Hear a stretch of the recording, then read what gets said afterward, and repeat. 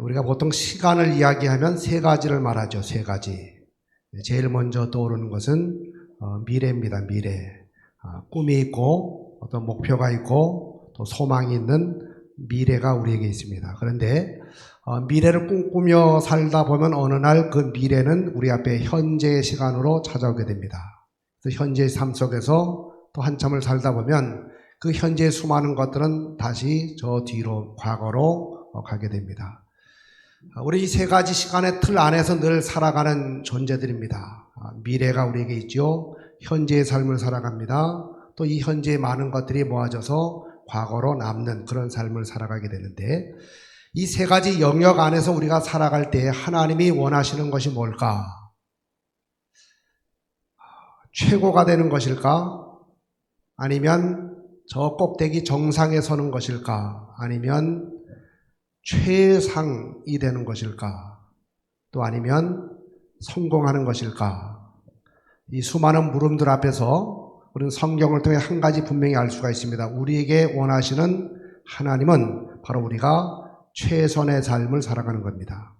비록 최고가 아니더라도 정상에 서 있지 않더라도 바로 최선을 다하는 삶을 살기를 하나님은 원하고 계십니다. 저는 이 시간에 여러분에게 사도 바울을 좀 소개하면서 이 사도 바울의 신앙과 또 그의 삶을 본받기를 원하는데, 사도 바울에 대한 이야기가 많지만 한마디를 이야기하면 사도 바울은 주어진 시간마다 정말 최선의 삶을 살았던 사람이 바로 사도 바울입니다. 그에게도 여지없이 세 가지 시간이 있었죠. 첫째는 과거의 시간이 있었습니다. 그는 과거를 바라보면서 이렇게 고백을 합니다. 우리 디모데 후서 4장 7절, 하나님의 말씀은 목소리 높여 외쳐 읽을 만한 가치가 있는 책이 바로 하나님의 말씀입니다. 평소 이야기하시는 것보다 조금 톤을 높여서 우리 같이 화면을 보시고 한번 크게 읽어봅니다. 시작. 나는 선한 싸움을 싸우고 나의 달려갈 길을 마치고 믿음을 지켰으니. 사도 바울은 자신의 과거의 삶을 돌아보면서 세 가지의 최선을 다했습니다. 그렇게 고백하고, 첫 번째, 나는 선한 싸움을 싸웠다라고 말합니다. 인생에는 수없이 많은 싸움이 있지만 가장 가치 있는 바로 그리스도를 위한 싸움, 진리를 위한 싸움에 나는 최선을 다했다라고 고백하고 있고, 또 한 가지는 나의 달려갈 길을 마쳤다라고 말합니다. 이것은 바로 주어진 사명을 완수하는데 나는 최선을 다했다라고 말합니다. 이 디모데 후서는 지금 사도 바울이 세상을 떠나기 직전에 썼던 마지막 서신입니다. 자신의 신앙과 인생의 마지막 지점에서 자신의 삶을 돌아보게 되었을 때, 나는 선한 싸움을 싸워왔다. 나 자신을 위한 싸움이 아니라 그리스도를 위한 싸움을 싸워왔고, 나는 주어진 사명, 하나님이 내게 부여하신 사명을 끝까지 완수했다. 또 한 가지는 뭡니까? 믿음을 지켰다. 여기 지킨다라고 하는 말이 보물을 지킨다라고 말할 때 쓰여지는 단어입니다. 그러니까 세상에서 가장 귀한 보물인 믿음을 지키는 일에 나는 최선을 다했다라고 고백하고 있습니다. 우리도 언젠가 인생의 마지막 시점에 서게 되었을 때 과연 우리의 삶을 돌아보면서 이런 고백을 할 수 있을까요? 나는 선한 싸움, 하나님의 영광을 위한, 그리스도를 위한 싸움에 최선을 다했습니다. 나는 내게 주어진 사명을 완수함에 있어서 최선을 다했습니다. 나는 이 믿음을 변질시키지 아니하고 끝까지 그 믿음을 지키면서 여기까지 달려왔습니다. 이렇게 고백할 수 있을까요? 또 그렇게 해야 되겠죠. 사도 바울은 바로 자신의 과거의 삶을 돌아보면서 한마디로 말합니다. 나는 최선을 다했다라고 고백하고 있습니다. 후회함이 없다라고 말하고 있습니다. 두 번째, 사도 바울은 자신에게 남게 된 미래를 바라보면서 이렇게 말합니다. 같이 크게 읽어보겠습니다. 이제후로는 나를 위하여 의의 면류관이 예비되었으므로 주 곧 의로우신 재판장이 그날에 내게 주실 것이며 내게만 아니라 주의 나타나심을 사모하는 모든 자에게느라. 사도 바울은 지금 차디찬 감옥 안에서 자신의 얼마 남지 않은 삶을 바라보고 있습니다. 지금 이제 그는 곧 재판을 받아야 됩니다. 누구 앞에 서야 되는가 하면 불의한 재판관, 바로 네로 앞에 서야 됩니다. 이미 감지하고 있습니다. 예비 판결을 통해서 이미 감지하고 있죠. 그 네로는 바로 사도 바울의 목을 치게 될 것을 알고 있습니다.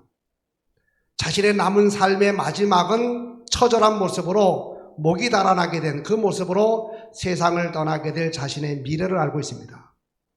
바울이 여기까지만 생각했다면 얼마나 우울했겠습니까? 얼마나 화가 났겠습니까? 정말 주의 복음을 위해서 살아왔는데 자신의 삶의 마지막이 목이 달아나는 참수형으로 끝이 난다. 그게 자신의 미래다. 여기까지만 생각하면 아마 분통이 터져서 잠을 못 잤을 겁니다. 근데 바울은 여기까지만 알지 않았습니다. 또 다른 재판이 기다리고 있는데 그것은 바로 의의 재판장이 되시는 하나님 앞에서의 재판이 남아있다는 사실을 알았습니다. 하나님 앞에 가게 되면 하나님께서는 바로 그의 달아난 목을 다시 붙여주시고 그 목에 하늘의 찬란한 면류관을 씌워줄 것이다 라는 사실을 알게 되었습니다. 그래서 사도 바울은 자신의 미래를 생각하면서 우울해하지 않았고 불안해하지 않았고 분통 열통 터지지 않았고 바로 끝까지 마지막까지 최선의 삶을 살아간 모습을 바로 우리에게 보여주고 있습니다. 그럼 현재는 어떤 삶을 살았을까? 우리 한번 현재 6절의 말씀을 다 같이 한번 읽어보겠습니다. 시작. 전제와 같이 내가 벌써 부어지고 나의 떠날 시각이 가까웠도다. 여기 전제라는 단어에 여러분 주목하십시오. 전제는 제사의 방법, 예배의 방법에서 마지막으로 붓는 포도주를 가리켜서 전제라고 이야기합니다. 여러분 아시는 것처럼 사도 바울의 삶을 돌아보십시오. 그는 다메섹 도상에서 예수님을 만나게 되었을 때 자신의 삶을 온통 모두 다 번제로 하나님께 드렸습니다. 자신의 모든 것을 다 버리고 자신의 삶을 통째로 바로 예수님께 드리는 삶으로 시작합니다. 그 과정을 보십시오. 이 소재, 곡식들이 으깨어져서 하나님 앞에 드려지게 되는 것처럼 수없이 많은 매질과 핍박과 환난과 곤고를 겪게 되는 바로 소재의 삶을 살았습니다. 계속 으깨지게 되고 피가 터지게 되고 이런 삶을 살았죠. 여기까지만 살았어도 참 잘 살았는데 사도 바울은 이제 자신의 남은 시간에 어떤 삶을 살기를 원했는가 하면 마지막 숨이 떨어지는 그 순간에 마지막으로 부어지는 포도주처럼 자신의 삶이, 자신의 신앙이 하나님 앞에 마지막 제사가 되기를 원했습니다. 그런 주어진 현재 자리에서도 최선을 다했습니다. 과거의 삶을 돌아볼 때도 나는 최선을 다했다라고 고백했습니다. 앞으로 남은 미래를 바라보면서도 우울해하지 아니하고 밝게 웃으면서 미래를 바라보고 있습니다. 주어진 현재 시간 동안에 그런 마지막까지도 하나님 앞에 자신이 제물로 하나님 앞에 드려지게 되기를 원하고 있습니다. 그럼 우리는 여기에서 어떻게 사도 바울은 정말 자신의 모든 과거, 현재, 미래 생명을 다 들여서 바로 최선의 삶을 살아갈 수가 있었을까? 중요한 한 가지 이유는 바로 복음 때문이었습니다. 우리 사도행전 20장 24절 같이 한번 읽어보겠습니다. 크게 시작. 내가 달려갈 길과 주 예수께 받은 사명 곧 하나님의 은혜의 복음을 증언하는 일을 마치려 하면은 나의 생명조차 조금도 귀한 것으로 여기지 아니하노라. 사도 바울은 복음에 붙잡히고 복음을 알게 되었을 때 이 복음이 얼마나 귀한 것인지 바로 이 복음에 대한 확신 때문에 자신의 과거, 미래, 현재 모든 삶을 오직 하나님을 위해서 드리는 삶을 살아갈 수가 있었는데 여러분 이 복음 얼마나 중요한지 사도 바울이 13권의 서신을 쓰지 않았습니까? 바울 서신이. 그 마지막 서신이 디모데 후서입니다. 지금 네로 황제가 자신의 목을 치게 될 것을 지금 예감하고 있는, 알고 있는 그 차디찬 감옥 안에서 그 홀로 있는 그 인생의 신앙의 그 마지막에서 쓰여진 편지가 바로 디모데 후서입니다. 4장으로 구성이 되어 있는데 이 디모데 후서를 보니까 1장은 어떤 내용이냐? 디모데에게 말합니다. 너는 복음을 지켜야 된다라고 말합니다. 2장의 내용 뭔지 아십니까? 너는 복음을 위해서 고난을 받으라라고 이야기합니다. 3장의 내용을 보게 되면 너는 계속해서 복음을 떠나지 말고 복음 안에 계속해서 머물러 있으라라고 이야기합니다. 아무리 힘들어도. 그럼 마지막 4장을 보니까 너는 때를 얻든지 못 얻든지 듣든지 아니 듣든지 복음을 전파하는 삶을 살아가라. 사도 바울은 13권의 바울 서신을 통해서 수많은 주제에 대해서 수많은 말들을 했습니다. 근데 그가 인생과 신앙을 마감하면서 마지막으로 남겼던 말은 바로 복음의 이야기입니다. 복음을 지켜야 된다. 세상에 빼앗기면 안 된다. 이단에게 빼앗기면 안 된다. 복음을 위해서라면 고난을 받아야 된다. 계속해서 복음을 떠나지 말고 복음 안에 머물러 있어라. 너 혼자 복음을 움켜쥐는 삶을 살아가지 말고 그 복음을 전파하는 삶을 살라. 온통 복음의 이야기합니다. 그럼 도대체 이 복음이란 무엇일까? 사도 바울의 삶을 통째로 붙잡았던 복음이라고 하는 것이 무엇일까? 사도 바울이 자신의 삶을 마감하면서 사랑하는 믿음의 아들 디모데에게 마지막으로 유언처럼 남겼던 이 복음이라고 하는 것이 무엇일까? 여러분, 고린도전서 15장 3절로 4절을 보게 되면 우리가 붙잡아야 될 복음이 나오고 있습니다. 우리 한번 크게 읽어보겠습니다. 시작. 내가 받은 것을 먼저 너희에게 전하였노니 이는 성경대로 그리스도께서 우리 죄를 위하여 죽으시고 장사 지낸 바 되셨다가 성경대로 사흘 만에 다시 살아나다. 그럼 복음이 뭡니까? 복음이라고 하는 것은 바로 십자가와 부활을 가리켜서 복음이라고 이야기합니다. 십자가와 부활, 우리 한번 외쳐봅니다. 시작. 십자가와 부활, 이걸 복음이라고 합니다. 조금 압축시키면 십자가가 복음이다라고 이야기하고 조금 넓히게 되면 십자가와 부활이 바로 복음이다라고 이야기할 수가 있죠. 저는 이 말씀을 너무 좋아합니다. 로마서 1장 16절의 말씀, 이 말씀을 묵상하고 외칠 적마다 얼마나 힘이 나는지 한번 같이 읽어보겠습니다. 시작. 이 복음은 모든 믿는 자에게 구원을 주시는 하나님의 능력이 됨이라. 복음에는 엄청난 능력이 있습니다. 제가 이 시간 여러 가지 말하지 않고 두 가지만 말씀을 드리려고 하는데, 여러분, 복음 십자가의 능력 두 가지 중에 첫 번째는 뭐냐? 십자가 속에는 사피가 있습니다. 예수의 십자가 피를 생각할 수가 있죠. 예수의 십자가 속에는 사피, 영어 피자로 시작되는 네 가지 피가 있습니다. 첫째는 파돈 사죄의 은혜입니다. 어떤 죄를 지은 사람이랄지라도, 어떤 죄인이랄지라도 십자가 예수를 의지하기만 하면, 십자가의 보혈의 피를 마음에 바르기만 하면 모든 죄 용서함 받게 되는 바로 사죄의 은혜가 바로 십자가 속의 십자가. 십자가는 은혜입니다. 우리가 외쳐봅니다. 십자가는 은혜입니다. 시작. 십자가는 무한 은혜가 바로 십자가입니다. 어떤 죄인이랄지라도, 어떤 죄를 지은 사람이랄지라도 십자가의 보혈을 의지하기만 하면 그 십자가의 그 보혈의 피를 통해서 다 용서함 받게 되는 하나님의 은혜가 바로 십자가죠. 십자가. 여러분, 요즘은 뭐 이런 통신표, 이런 성적표가 학교에서 아이들 손을 거쳐가지고 부모님에게 전달되고 부모님이 보고 도장을 찍거나 사인을 해가지고 다시 아이 통해서 학교로 이렇게 전달되는 뭐 이런 시스템이 아니지 않습니까? 요즘은. 그죠? 그러나 저희 때만 하더라도 제가 굉장히 젊어 보이죠? 그래서 제가 올해 환갑을 지났습니다. 저희 때만 되더라도 이 통신표 학교에서 시험 보면 받아가지고 때로는 부들부들 떨면서 때로는 발걸음 가벼웠게 어머니에게 아버지에게 갖다 보여드리고 도장 찍어서 이제 다시 학교로 이제 가져가는 이제 그런 시스템이었는데, 어느 아이가 학교에서 이제 통신표를 받았어요. 성적표를.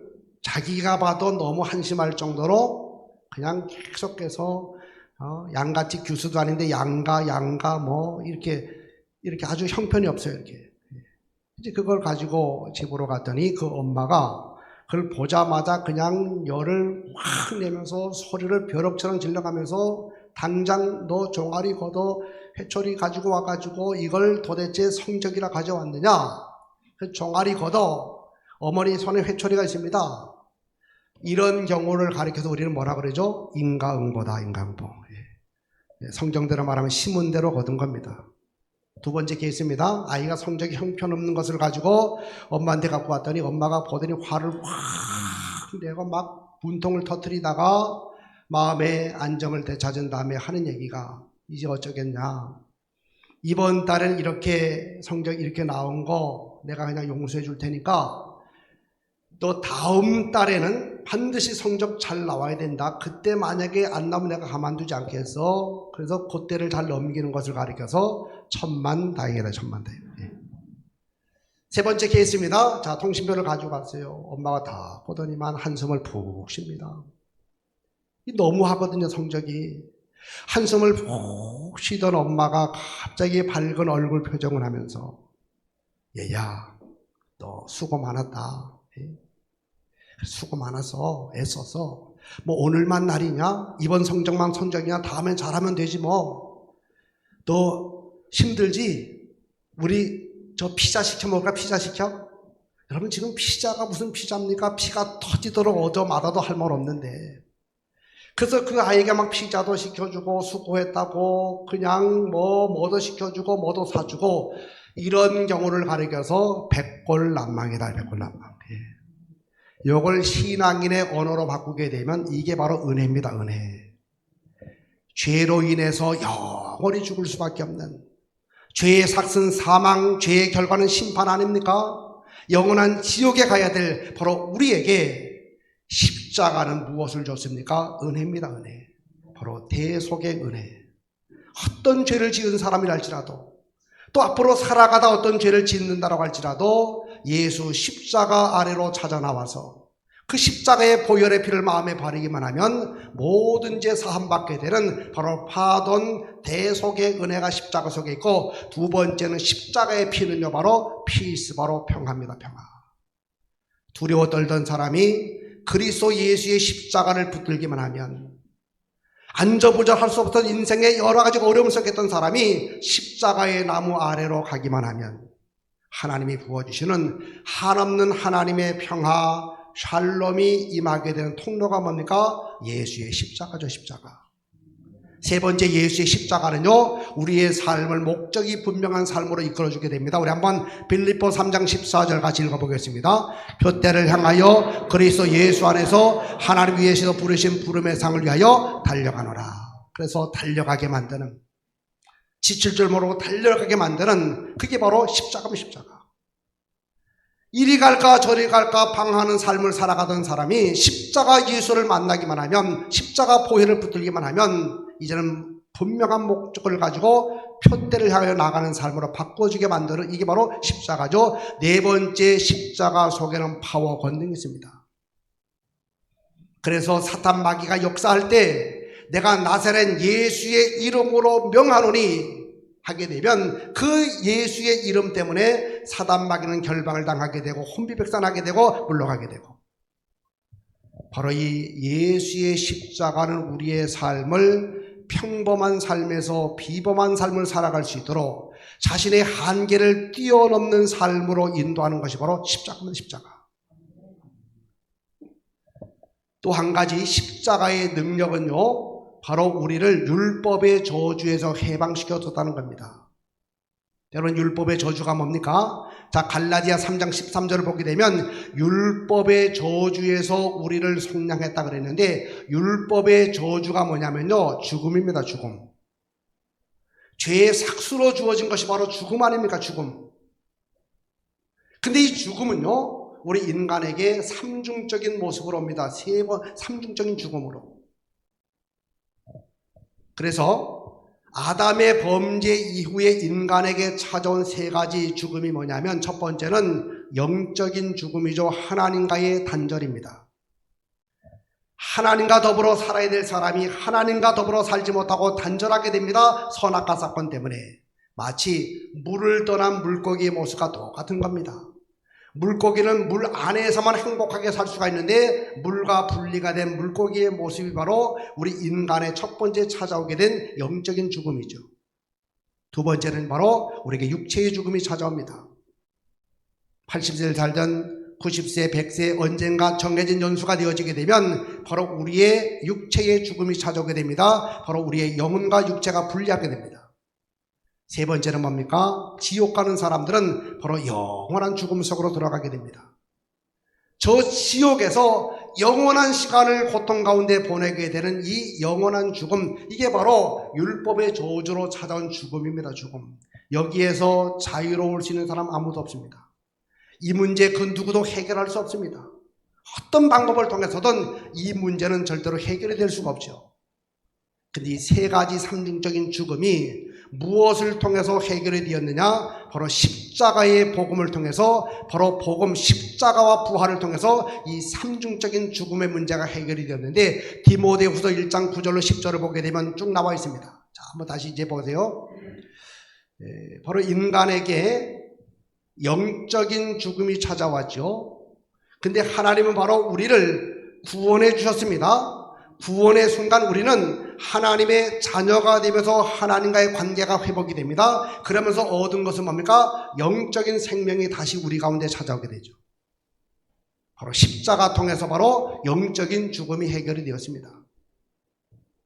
우리가 하나님의 자녀가 되면, 우리 예수님 말씀하셨죠. 나는 부활이요 생명이니 나를 믿는 자는 죽어도 다시 살겠고, 우리가 예수를 믿게 되면 바로 우리는 이 육체의 죽음을 극복하게 되는 부활의 둘째 열매가 됩니다.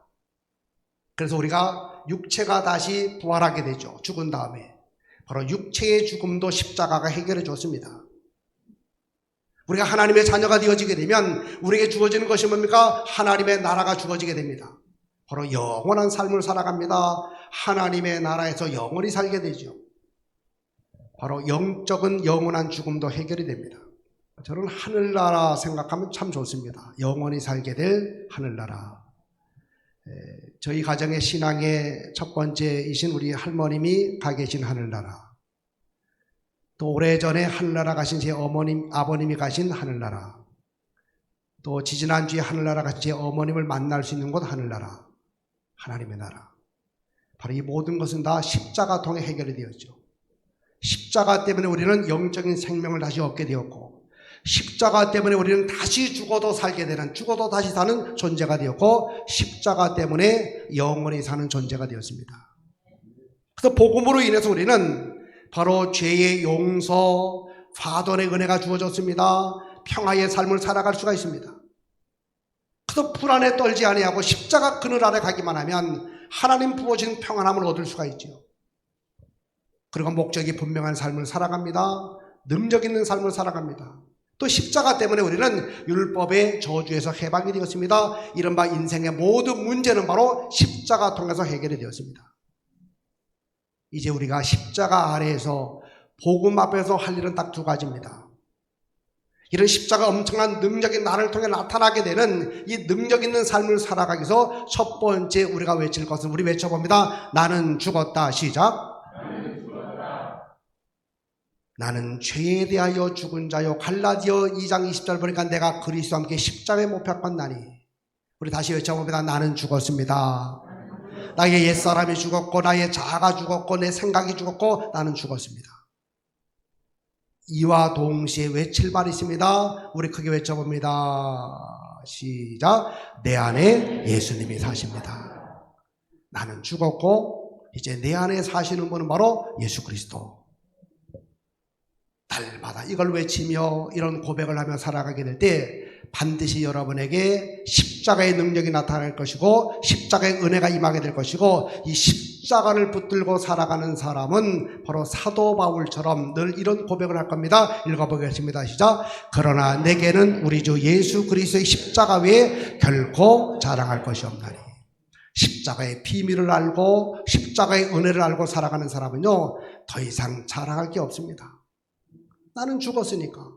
오직 나의 평생의 자랑은 주의 십자가.